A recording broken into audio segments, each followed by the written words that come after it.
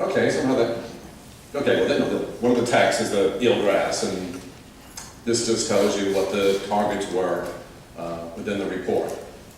Eelgrass is probably the toughest one to have because there's really not a reference on how to do it, at least within the region, local region. There's eelgrass beds further out east or in New Jersey, but certainly within the harbor itself, the center of the harbor.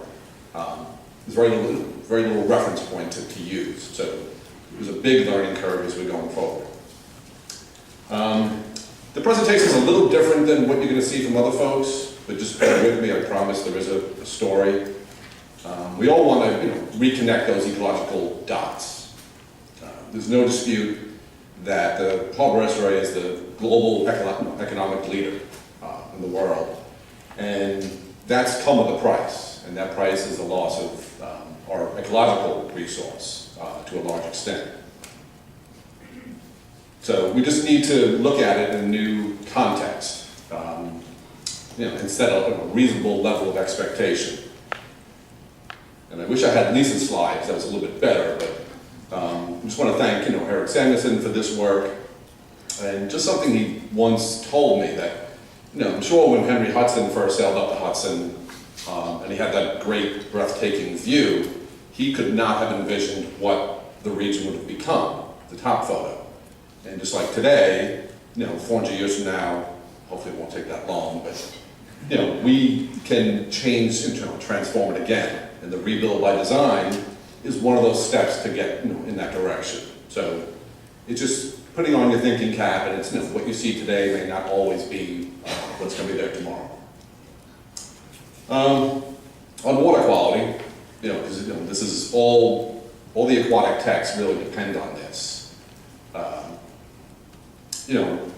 The city has been collecting harbor water quality data since 1909.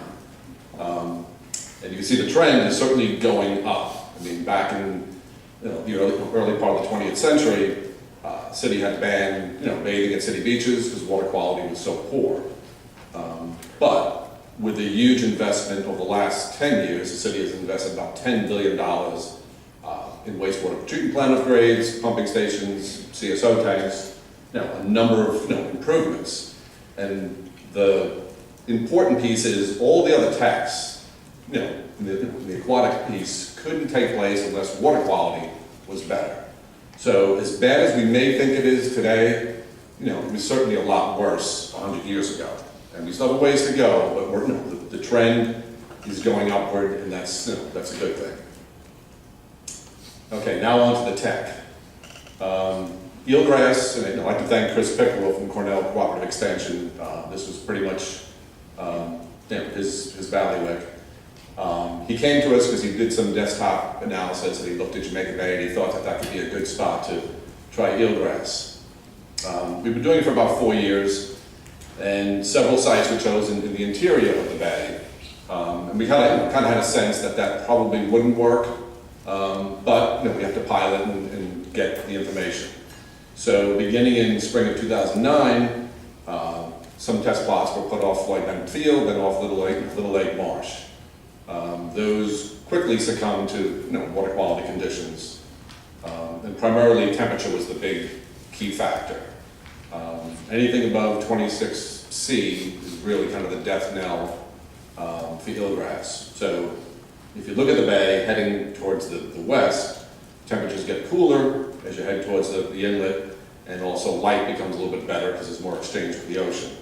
The downside is as you get closer to the ocean, then there's also more energy. So it's kind of you have to find that sweet spot that makes that work. So those first pilots, they were very small. We wanted to figure out what's the proper planting depth. So there were a couple of series put out at different distances from the shoreline. And then once Chris found out what was comfortable with the depth, then he moved on to, in the spring of 2010, that we moved those sites a little further to the west, outside the Breezy Point Yacht Club, and then off the tip of Breezy Point. The Breezy Point Yacht Club eventually succumbed, but the ones with Breezy Point stayed a bit longer. So again, each time we're putting in new pilots, we're getting new information. And so then in fall of 2010, we tried it again. Each pilot scale, planting was getting bigger, because it's all a question of scale. The purpose here was to see if we can get it to survive, and then once you do that, then you can go on to a larger scale.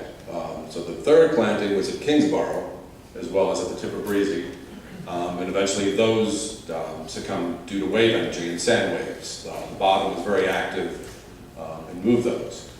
So the final one, which then became an 8,000 planting plot, that persisted at Breezy Point for a very long time, except in the winter of 2011, going to 2012, and that's that lower right shot there. It was an extreme mussel set that year. And under that black globs, those are all the eelgrass blades. In the beginning we would take off the mussel spat, but that was a losing proposition. You just scrape it, and then the next day they were back. So ultimately they succumbed because water quality was actually very good. And we think, or at least Chris thinks, that year the winter water temperatures were kind of high, and that led to a record set. And it was also up and down the East Coast. It wasn't just specific to the Bay. But you can see those photos at the bottom represent the various years that we were doing it and moving further west. You can see the first one lower left, that was inside the bay itself, and as you progress westward, water quality does improve and survive. Doesn't mean we're done. I mean, we're done with this pilot, but it gave us a lot of information that we can move forward with. And I don't know if Bart Chezar is in the audience, but he has some plantings in Gowanus Bay. And to this date, that's kind of puzzling to a lot of folks, since we didn't think water quality and clarity would be great there, but he's had it there about 2 years. And I saw the last photos from December of 2013, and while they were looking a little stressed, they seem to be doing fairly well. Curious to find out how it's doing now.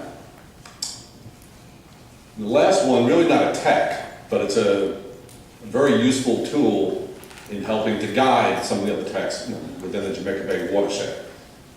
We developed an Ecological Atlas. It's a GIS-based system that went around the watershed and looked at all public and private vacant parcels, kind of gave a quick little assessment of what's on them, what it could become. Some of those could be for habitat restoration, some of them could be for green infrastructure improvements, or just open space. We looked at approximately 2,500 different properties, and each property has a little data sheet and what was on the site, how big it is, the block and lot, who owns it, and in most cases a conceptual plan was developed of what could be done to the site. That doesn't mean that's what is done, but just to give an idea of what is possible. We currently have it done.